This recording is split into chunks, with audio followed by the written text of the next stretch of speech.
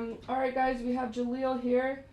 Again, use the reactions tab to raise your hands if you have questions. Tristan, let's start with you.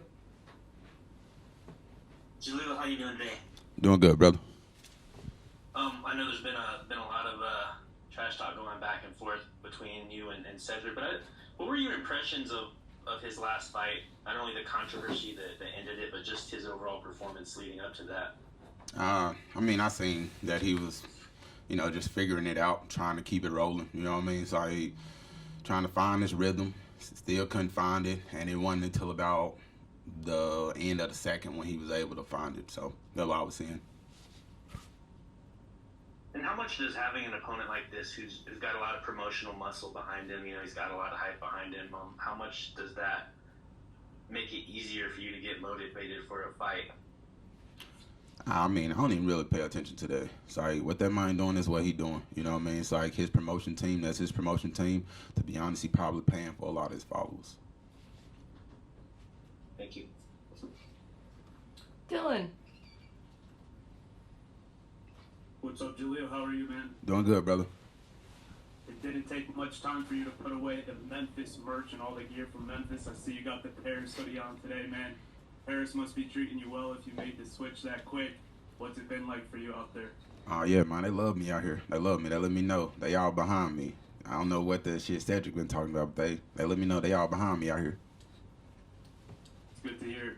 I know for this fight you had a certain demeanor, certain energy, a lot of motivation. You seem to be super fired up for this one. What's this excitement been like for you ever since you got the call? Man, it's been just like it's meant to be. You know what I mean? Just kind of solidifying that this is what I'm supposed to be doing. You know what I mean? Letting me know that I am in the right spot. I'm moving right, right where I'm supposed to be. Awesome. Thank you, Jaleel. Appreciate it. Patrick. Hey Jaleel, so you took this fight on short notice. Do you see this as a massive opportunity to try to take the hype of Doumbé while in his home country? Yeah, definitely. Like, even if it wasn't short notice, I know that it's a massive opportunity to, gain fans, gain new followers, and possibly see, what it's going to be like to pad my record with somebody like him. So you train at a law school MMA, which has been making some big waves in MMA recently. Guys like Danny Barlow, guys like Ethan Birmingham, some really solid upcoming guys. How does it feel to see your gym rise in popularity? Man, it feel like, it feel right. It feel like people finally paying attention to what we got going down there. You know what I mean? It's like we've been working so hard for so long, and now that we all, growing up, feeling into our bodies and shit, becoming grown men, we actually getting a chance to show, what we're supposed to be on a national level and not just a regional scene. The person you last fought, Ramazan Magomedov, will be fighting for the title in June. How do you see that fight with him and Jason Jackson playing out? Man, I see it being a good back and forth battle, but I believe Jason got a little bit too much for him. Thank you. Anik. Jaleel, nice to meet you, man. I see you trained with Kamaru Usman at Killcliff last year. What specifically did you learn from him, and do you have any funny stories with him? Man, I can't really even say just like, I couldn't really tell you all the funny stories, you know what I mean? But yeah, we done had some funny moments over, acai bowls and shit like that. But but the main thing I've been saying is like, getting to work with him. He just let me know, like, you don't got to be perfect. You just got to keep rolling. You know what I mean? Just keep moving, keep moving, keep moving. I love that. And one more from me. If you could pick two Bellator welterweights to back you up in a street fight, who would it be? Jason Jackson and mine, Delano Taylor. Awesome. Thank you. Mills. Hey, how's it going, Jaleel? It's MMA Locker Room, part of Pop Sports Radio. How you feeling? Feeling good, bro. Yes, sir. Yes, sir. I just want to speak on a few things real quick, but first off, I got to start it off like this.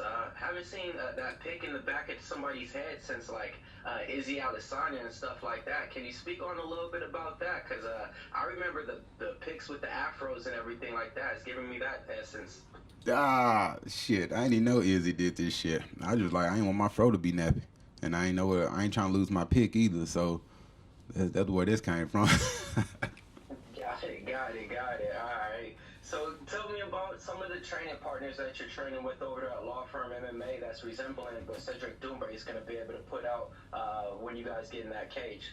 Yeah, well, over there at law school, I got yeah, it's all good. I got Omari Boyd, you know what I mean? That's like the best person that I say that, that'll dumb his style down so he'll be able to assimilate him, you know what I mean? It's like, but other than that, man, from D'Angelo Leachman, left-handed guard, you know what I mean? Paul Kimball, it's like just real hungry heavy hitters, you know what I mean? It's like, and a lot of them got way more than what Doumbé got. So, you know what I mean? Like, we really kind of surpassed it, what, he going to be having for us.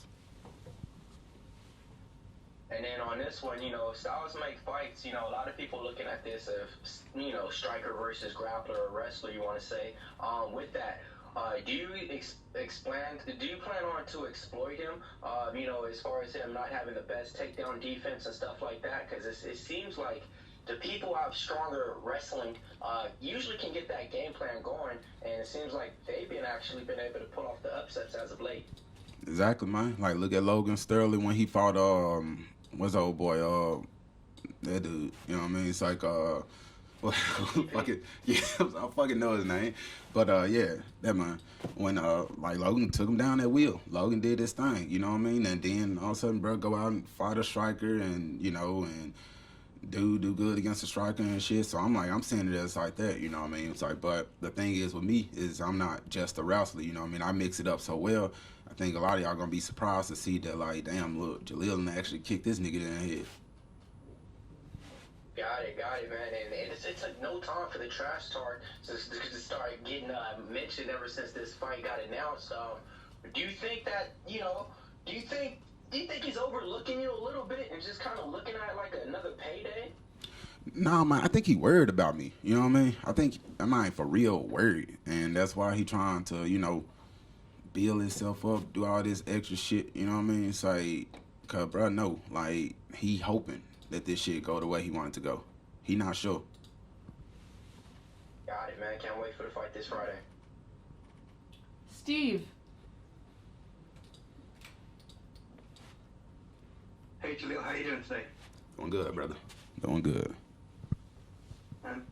Cedric Doumbé, obviously on paper, hasn't fought anyone with the skill set that you have, the experience that you have.